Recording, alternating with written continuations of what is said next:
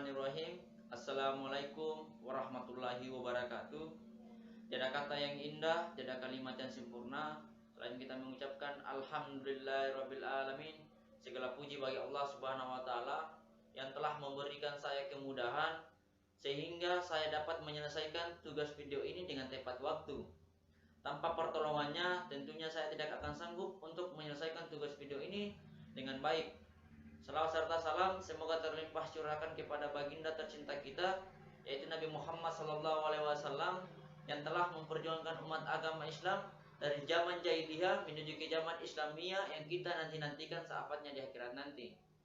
Saya mengucapkan syukur kepada Allah Subhanahu wa taala atas limpahan nikmat sehatnya, baik itu berupa sehat fisik maupun akal pikiran, sehingga saya mampu untuk menyelesaikan tugas video ini sebagai tugas ulangan tengah semester dari mata kuliah pemrograman terstruktur. Ya baik, sebelum kita masuk kepada inti pembahasan kita pada kesempatan kali ini, perkenalkan, nama saya Ahmad Eki Basri, kelas 2 IF 4, Fakultas Teknik Prodi Informatika. Baik, langsung saja kita masuk kepada inti pembahasan kita pada kesempatan kali ini, yaitu mengenai presentasi pemrograman terstruktur. Pengenalan pemrograman terstruktur.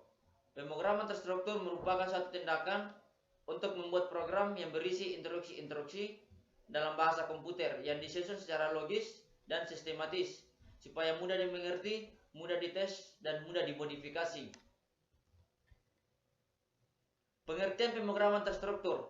Pemrograman terstruktur adalah suatu proses untuk mengimplementasikan urutan langkah untuk menyelesaikan suatu masalah dalam bentuk program. Selain pengertian di atas, pemrograman terstruktur adalah suatu aktivitas pemrograman dengan memperhatikan urutan langkah-langkah, perintah secara sistematis, logis, dan tersusun berdasarkan algoritma yang sederhana dan mudah dipahami. Setelah mengetahui penjelasan pemrograman terstruktur, berdasarkan penjelasan di atas sangat jelas sekali bahwa pemrograman terstruktur unggul dalam melakukan pemrograman sederhana karena lebih efisien dan lebih murah dalam hal perawatannya. Tetapi permodelan ini lebih susah untuk dipahami oleh orang-orang selain pembuat program itu sendiri. Contohnya ketika dilakukan traction program. Nah, kemudian cara membuat satu program yang di dalamnya terdapat penggunaan variabel dan tipe data dan menyimpannya di variabel serta membuat satu kali perulangan. Pembuatan variabel atau deklarasi variabel di display dapat kita lakukan seperti ini. String nama, integer, umur, char jenis kelamin. Kemudian tipe datanya ditulis terlebih dahulu, lalu diikuti dengan nama variabelnya. Nah, tipe datanya ditulis terlebih dahulu, lalu diikuti dengan nama variabelnya, itu VYI. Untuk display kita bisa gunakan tipe data auto sebagai placeholder untuk tipe data yang belum jelas.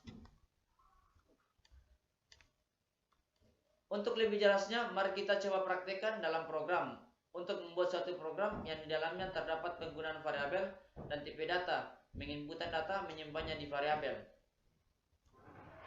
Nah, ini adalah salah satu program yang saya buat yang di dalamnya terdapat penggunaan variabel dan tipe data. Program ini saya buat yang bernama biodata, tapi cara penggunanya di dalam terdapat variabel dan tipe data. Yang lebih jelasnya mari kita praktekkan bersama untuk membuat program yang bernama biodata, tapi cara penggunanya di dalamnya terdapat variabel dan tipe data. Ya, langsung saja. Nah, inilah program yang bernama biodata. Include usestream, string name page, integer main, kemudian deklarasikan tipe data variabel, kemudian string nama, kemudian integer umur, kemudian char jenis kelamin, dan kemudian melakukan proses input, yaitu siapakah namamu, kemudian jawab, kemudian menyimpan data juga ke variabel, getLine sen nama, kemudian berapakah umurmu, kemudian menjawab, kemudian juga menyimpan data ke variabel, kemudian umur, lalu jenis kelamin laki-laki atau perempuan, kemudian menyimpan data ke variabel juga, kemudian jenis kelamin, kemudian kita melakukan proses output, yaitu salam kenal, nama, sekarang engkau berusia, umur, dan engkau berjenis kelamin apa. Nah, kemudian kita sudah melakukan berbagai program yang kita masukkan kode-kode dari pembuat program biodata. Nah, kemudian kita melakukan selanjutnya yaitu kompilasi dan eksekusi dari program ini. langsung saja kita melakukan kompilasi dan eksekusi dari program yang kita buat ini. Langsung saja.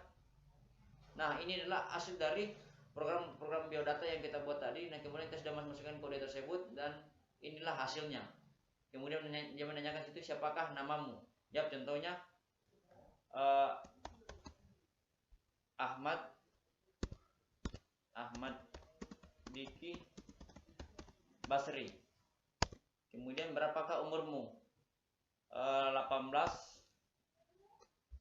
Kemudian jenis kelamin laki-laki. Nah, salam kenal Ahmad Diki Basri. Sekarang engkau berusia 18, umur dan kau berjenis kelamin laki-laki. Nah, ini adalah hasil dari program yang kita buat tadi. Kemudian kita sudah mengkompilasi dan eksekusi dari hasil program yang kita buat tadi yang bernama biodata. Nah, kemudian inilah hasilnya. Setelah itu sudah dilakukan kompilasi dan eksekusi programnya serta membuat satu kali perulangan dan menyimpannya tadi di variabel. Nah, inilah hasil dari program yang kita buat tadi terkait dengan pembuatan program yang bernama biodata. Nah, mungkin sampai di situ saja pembahasan kita pada kesempatan kali ini. Lebih dan kurangnya saya mohon maaf apabila ada kata-kata atau penyampaian saya yang kurang jelas untuk menyampaikan hasil presentasi saya pada kesempatan kali ini.